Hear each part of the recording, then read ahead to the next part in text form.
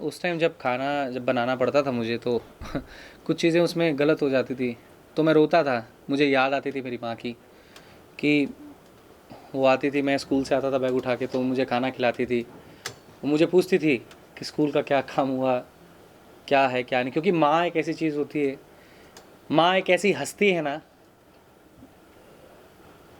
वो मैं आपको कैसे बयान करूँ, मेरे पास शब्द नहीं है। माँ माँ होती है, जितना मर्जी इंसान कर ले, लेकिन जो एक औरत है उसको कितने सारे किरदार निभाने पड़ते हैं। माँ का भी, बीवी का भी, बहन का भी, बहुत सारे किरदार निभाने पड़ते हैं। और जब वो चली जाती है ना, तो मेरे हिसाब से एक अंधकार हो जाता है धरती पे। दुर्गा माँ का रूप अगर आपको देखना है तो अपनी माँ में आपको देखने को मिलेगा। माँ शक्ति का रूप अगर आपको देखना है तो आपकी माँ में देखने को मिलेगा। भगवान शंकर का रूप अगर आपको देखना है तो आपके पिता में देखने को मिलेगा। सो मेरे साथ वही स्थिति थी। तो मैंने बहुत, लोग आते थे मजाक उड़ाते थे कि देखो यार इनका तो घर डूब जाएगा। लोग आपस में बात करते थे। देखो, जब मैं अपनी माँ को चलाता था, चल नहीं पाती थी, तब मैं सड़क पे चलाता था, वो कंडीशन मेरे लिए बड़ी क्रिटिकल थी। लोग मेरे को ताना मारते थे, देखते थे ऐसे घूर घूर के, और मेरे को पूछते थे तेरी माँ को क्या हुआ, तेरी माँ को क्या हुआ। मैंने कहा कुछ नहीं हुआ। वहाँ मेरे को अंदर से ऐसा गुस्सा आता था कि मेरा मन करता था कि मैं उनको रिप्लाई ना दूँ कि मेरी माँ को कुछ नहीं हुआ, मेरी माँ ठीक है, मैं हूँ उसके साथ।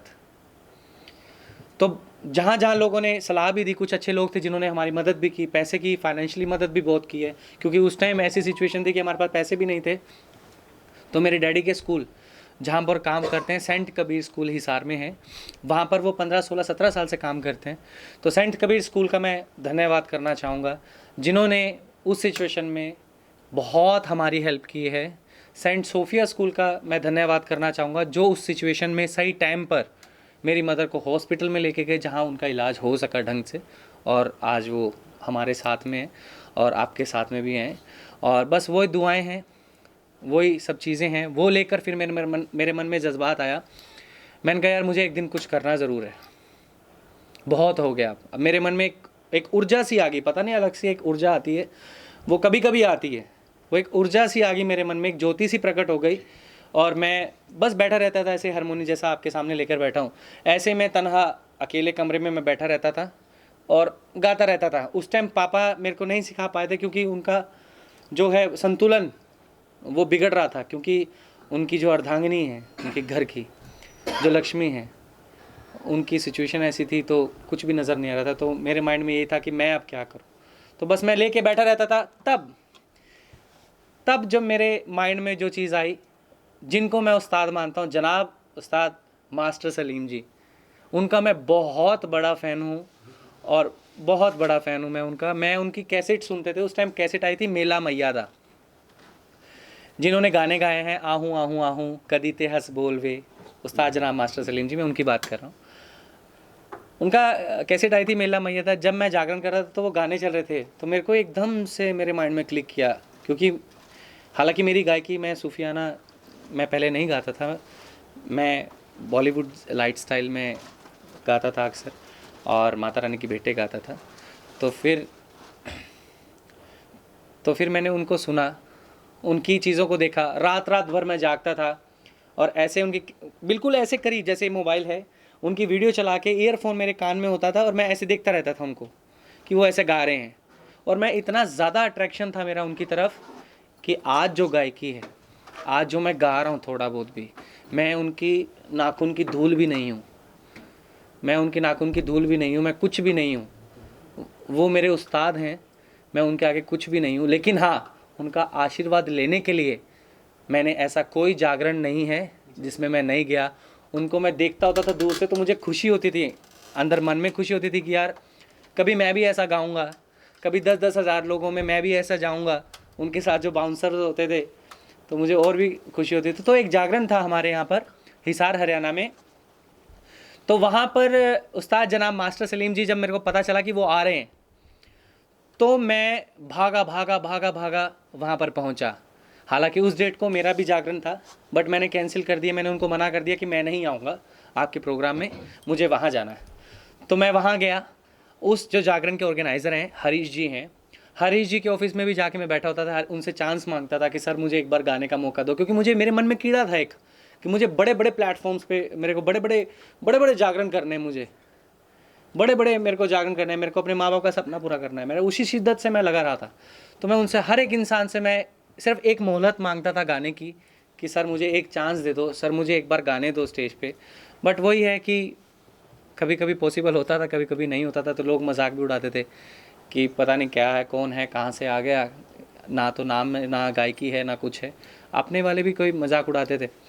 तो जब मैंने मास्टर सलीम जी को सुना करीबी, मैं वहाँ तक पहुँचा, मुझे उनको देख के रहा नहीं गया। तो मैंने उनको, वो ऐसे ही मेरे सामने स्टेज पे थे, इतनी दूरी पे थे, और मैं आज भी मेरे पास वो वीडियो, मैंने फुटेज रखा हुआ है, और मैं आज भी देखता हूँ उस फुटेज को, ताकि मैं और इंक्रीज़ करूँ अपने आप को। तो वो मेरे सामने थे और मैं लिटरली इतना सरप्राइज हो गया, मैं को oh my god, master Salim जी।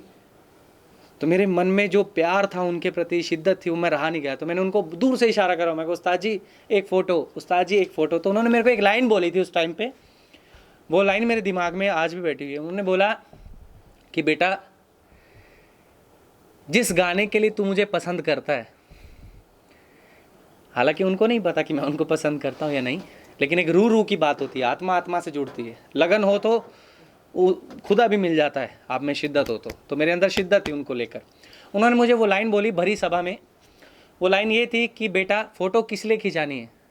मैंने कहा गुरुजी एक फ़ोटो आपके साथ खिंचानी है बस।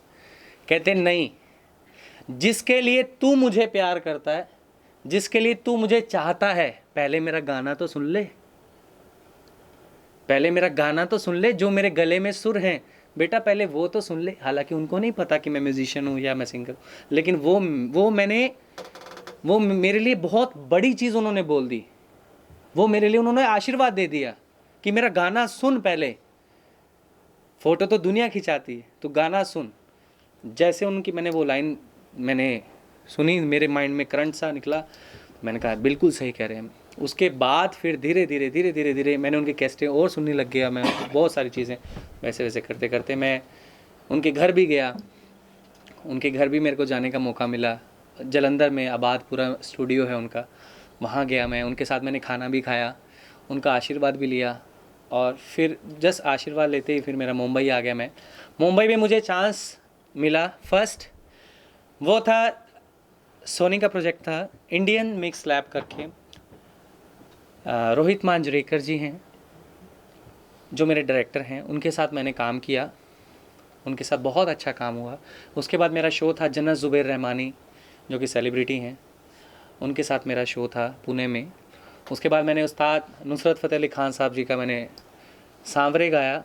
उसके बाद सिरन मूवी है, सिरन मूवी में भी मैंने डब किया है। अभी वो भी रिलीज़ नहीं हुआ बिकॉज ऑफ लॉकडाउन, कोरोना था, कोरोना करके वो रिलीज़ नहीं किया गया, और जल्दी वो रिलीज़ होगा। उसमें भी मैंने गाने गाए। और मिजाज स्टूडियो में भी मैंने रिकॉर्डिंग की है, जहाँ मैं बैठा हूँ अभी फ़िलहाल, वहाँ भी मैंने रिकॉर्डिंग की है। जब तक सांसें चलेंगी, सवाई भट्ट का गाना है, उसका सेकंड कवर मैंने किया है। और अभी नया गाना माहिया करके गाना मैं रिकॉर्ड कर चुका हूँ, उसका वीडियो करना है मुझे, वो भी जल्द आपके रूबरू होगा। बाकी दोस्तों, मैं तो सिर्फ यही बात आप सभी से कहना चाहूँगा कि माँ बाप का आशीर्वाद लीजिए, क्योंकि उनसे बड़ी कोई चीज़ नहीं होती। और माँ बाप से बड़े सिर्फ एक ही जिन्होंने स्थान प्राप्त किया, वो है गुरु। गुरु का स्थान इस दुनिया में सबसे ऊंचा है। तो अपने गुरु की कदर करिए, अपने माँ बाप की कदर करिए, भगवान आपको बहुत तरक्की देगा। तो ये मेरी जर्नी है। और अभी हाल ही में ही जो मेरी सिस्टर है, उसका नाम है डिम्पल भारद्वाज, तो वो भी इसी लाइन से हैं, संगीत परिवार से हैं। और अभी तो ये शुरुआत है मेरी, और मैं आगे आने वाले टाइम में बहुत आपकी दुआएं, आपके आशीर्वाद से, आपके सभी की माताएं बहनों की सबके आशीर्वाद से मैं और भी आगे जाना चाहूँगा, और उस मुकाम तक पहुँचना चाहूँगा जहाँ पर मेरे माँ बाप मुझे बचपन में देखा करते थे। वैसे मेरा नाम हेमंत शर्मा है, मैं ब्राह्मण हूँ, बट कुछ स्थितियाँ ऐसी हो गई थी, जब मैंने आपको बताया ट्रेजेडी ऐसी हो गई थी, तो मेरे पापा को मेरे अंदर एक ऐसा चेहरा दिखता था कि वो मेरे को हमेशा बोलते थे कि यार तू सेलिब्रिटी है, तू स्टार बनेगा ही बनेगा। क्योंकि होता है माँ बाप के मन में होता है कि यार बच्चे को देख के, उसकी लगन देख के, गायकी देख के, कि वो लगा है, तो वो मेहनत देख के ना उनको लगा यार तू बनेगा एक दिन। तो मैंने कहा पापा मेरा कुछ ऐसा नाम रखो ना, लोगों के नाम भी देखो ना, उस्ताद जनाब मास्टर सलीम जी, इनके बड़े बड़े नाम होते हैं। तो उन्होंने मेरा नाम रख दिया शहज़ादा हेमंत राज, और उसी नाम से ही मेरा बॉलीवुड में भी गाने आए हैं, और उसी नाम से मैं माता रानी के जागरण भी कर रहा हूँ, और उसी नाम से ही आप लोगों का आशीर्वाद ले रहा हूँ मैं। तो कौन सा गाना था जब आपने सलीम जी ने जो गाना सुना है आपको, कौन सा गाना था वो 2 लाइन गाने जो है? हाँ, जो उस्ताद मास्टर सलीम जी की वो भेंट थी, जो मैं आप सभी के रूबरू करूँगा। हाँ, हालांकि भेंटें तो बहुत सारी हैं। मेला मैया दा, 2 लाइन। सो मेला मैया दा कैसेट थी, तो उसमें बहुत सारे गाने हैं। लाइक एक वो गाना मेरे बहुत दिल के करीब है, खोल दे खोल दे खोल दे माँ दर आए ने सवाली बूहे, खोल दे माँ, खोल दे खोल दे खोल दे माँ दर आए ने सवाली बूहे, खोल दे माँ। एक ये गाना है। एक मौज लग गई है कोई थोड़ भी ना रही है, ये भी है। और हो मेला मैया दा पाउंदा है हर साल, हो लोकी नचदे ने, हो लोकी नचदे ने भर के खुशियां नाल, हो मेला मैया दा, हो मेला मैया दा। ये वाले भी गाने हैं उनके। तो भेंटें माता रानी की बहुत सारी हैं उनकी, उनकी जितनी भी भेंटें हैं और आप जितनी भी सुनेंगे वो सब यहाँ टच करती हैं। सो उस्ताद नुसरत फ़तेह अली ख़ान साहब जी को भी मैं सुनता रहा हूँ, उनकी चीज़ों को सुनता हूँ मैं। वो भी एक ऐसी रूह हैं जिन्होंने जहाँ भी कदम रखा है वहाँ पर संगीत का बच्चा पैदा हुआ है। सो आप उनको, आजकल के जो गाने हैं, आजकल के गाने पे मैं सिर्फ इतना ही कहना चाहूँगा, क्योंकि मेरी इतनी औकात नहीं है, लेकिन मैं हाँ संगीत फैमिली से हूँ, तो मैं सिर्फ इतना कहना चाहूँगा, जो आजकल गाने चल रहे हैं, डीजे गाने, डिचिक चलता है, प्लीज़ आप लोग उसको मत सुनिएगा। सुनिए, प्यार कीजिए, लेकिन अगर आपको संगीतकार बनना है तो आप पुराने गाने सुनिए, पुराने गानों का महत्व समझिए।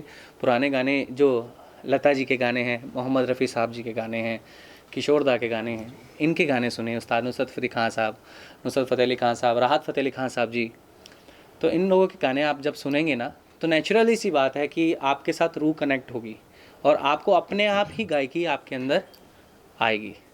सो बस मैं इतना ही कहना चाहूँगा। अच्छा, अब बात करें